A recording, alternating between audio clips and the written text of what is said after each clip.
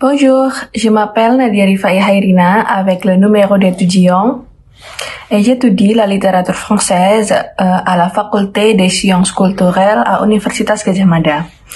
Et aujourd'hui, je voudrais vous présenter mon mémoire et le titre de mon mémoire est l'intraduisibilité des métaphores indonésiennes dans le roman Rumah Kaca par Pramoedya Anantatur en français et ses implications pour l'équivalence.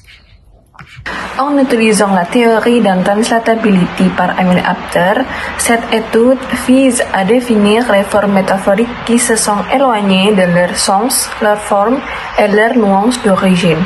En outre, cette étude vise aussi à expliquer les facteurs et les implications qui découlent des résultats de ces intraduisibles.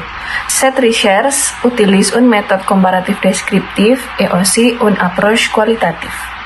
Rumah Kaca, le roman que j'ai utilisé pour mon mémoire, ont été publiés en 1988 et le dernier roman de tétralogie Pulau Buru qui ont écrit par Pramoedya Anantatur durant son exil en tant que prisonnier politique sur l'île de Buru.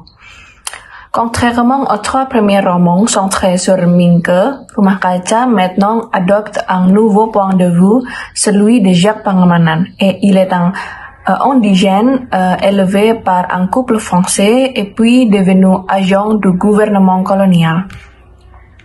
Chargé de surveiller le mouvement indépendantiste et nationaliste, Jacques suit de près les actions de Minke. Mais cette mission le confronte à un dilemme moral, arrêter des activistes qui, comme lui, sont indigènes aussi. À travers ce personnage, Pramoedya critique la complicité des élites locales dans le système colonial. Le titre Rumah Kaca ou la maison de fer en français est une métaphore aussi. Ça veut dire les activistes sont observés en permanence dans une maison transparente construite par le pouvoir colonial.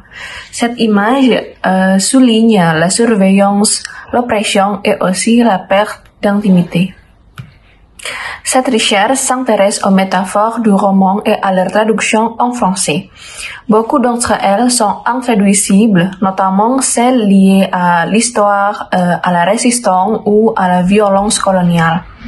Ces pertes de sens révèlent des écarts culturels profonds entre les langues, entre l'indonésien avec le français. En s'appuyant sur la théorie d'Emile Apter, cette étude montre que l'intraduisibilité n'est pas seulement une limite linguistique, mais aussi une forme de résistance culturelle. Traduction, ce n'est pas simplement transférer ou changer de langue entre deux langues, mais aussi est un processus de négocier une identité, un contexte et aussi une mémoire.